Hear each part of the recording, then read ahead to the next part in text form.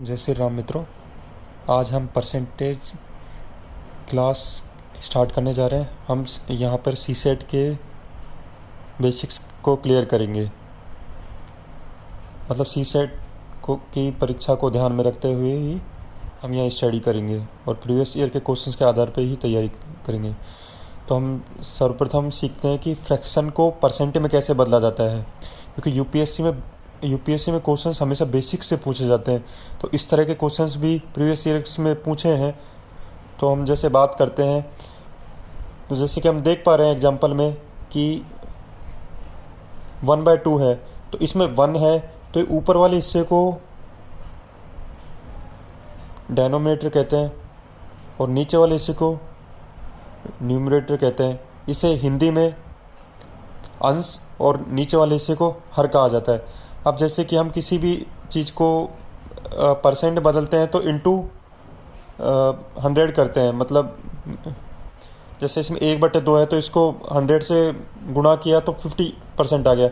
इसी तरीके से 1/3 को 100 से किया 33.33% आ गया। इसी प्रकार 4/6% है तो इसको 100 से किया तो मतलब जैसे जो भी कट रहा है तो काट लिया। जैसे 4/6 है तो इसको 2 से काट के देख लिया, 2/3 हो गया तो 2/3 है तो ये हो गया 66.66% आ गया इसका वैल्यू। तो इस तरीके से हम जैसे निकाल सकते हैं, लेकिन इतना नहीं निकालना होता हमें। क्या जैसे कुछ एक चार्ट होता है नॉर्मली, मतलब उस ये क्या वैसे तो क्या धीरे धीरे प्रैक्टिस में होता है तो अपने आप कुछ डिजिट रट जाती हैं। तो आइए हम उस पर चर्चा करते हैं। जैसे कि स्टार्ट में देख रहे हैं, इसमें मतलब डिनोमिनेटर और न्यूमरेटर के बारे में मतलब दिया हुआ है। जैसे किसी भी संख्या को उसी संख्या से भाग देते हैं और फिर इंटू 100 करते हैं तो मतलब डिजिट हमेशा 100 ही रहेगा। जैसे 1/1 इंटू 100 इज इक्वल टू 100 ही आएगा हमेशा। इसी तरीके से 1/2 है, ये इसका वैल्यू 50 होता है। 1/3 का होता है 33.33। 1/4 का 25%, 1/5 का 20%, 1/6 का 16.66%, 1/7 का 14.28%, 1/8 का होता है 12.5%, 1/9 का होता है 11.11%, 1/10 का होता है 10%, 1/11 का होता है 9.09%, 1/12 का होता है 8.33%, 1/13 का होता है 7.69%, 1/14 का होता है 7.14, 1/15 का होता है 6.66% एंड 1/16 का होता है 6.25%।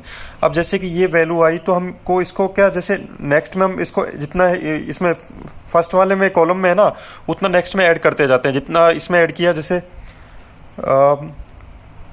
ये 100 है तो इसमें भी 100 ऐड करेंगे, 200 हो गया, 300 हो गया। जैसे 1/1 होता है 100, 2/1 इंटू 100 इज इक्वल टू 200 होता है। इसी तरीके से हम देखते हैं, जैसे 2/2 होता है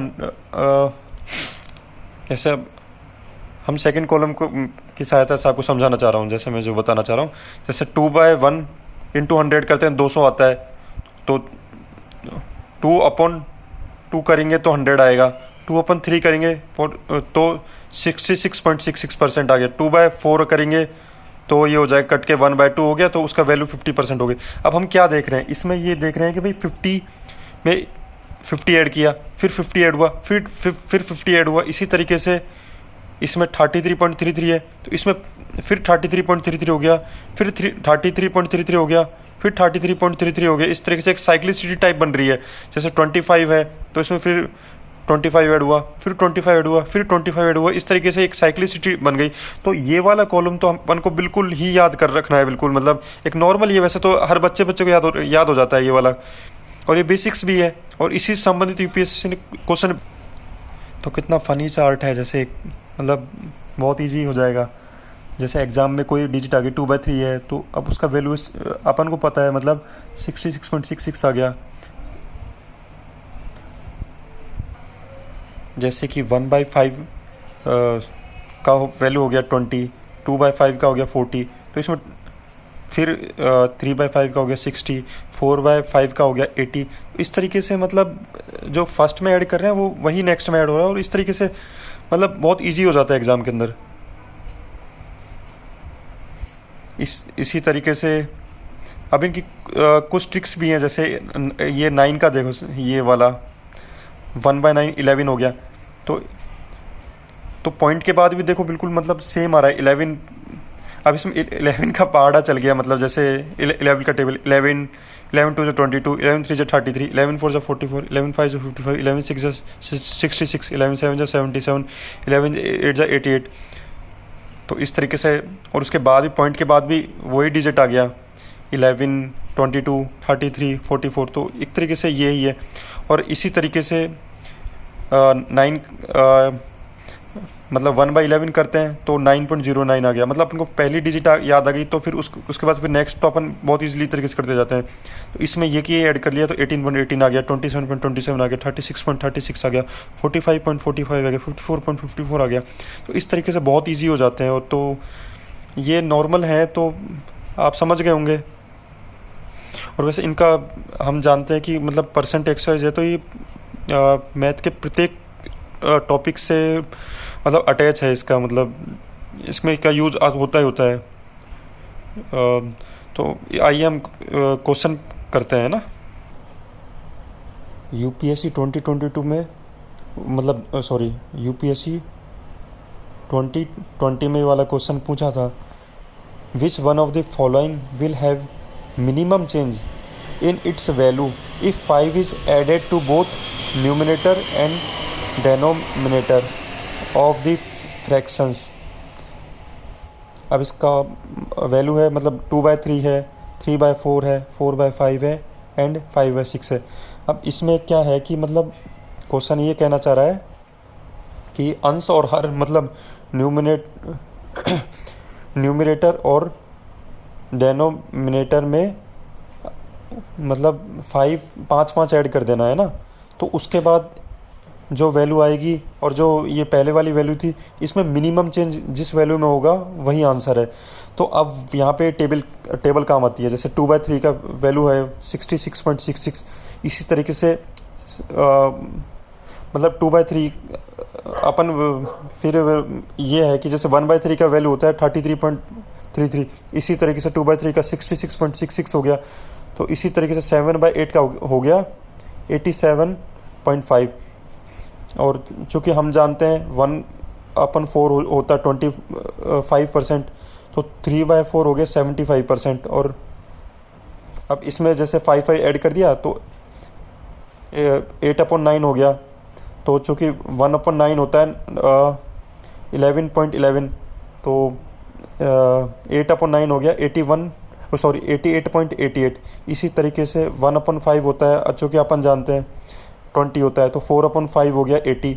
अब इसमें अपन 5 ऐड कर देते हैं तो हो गया 9/10।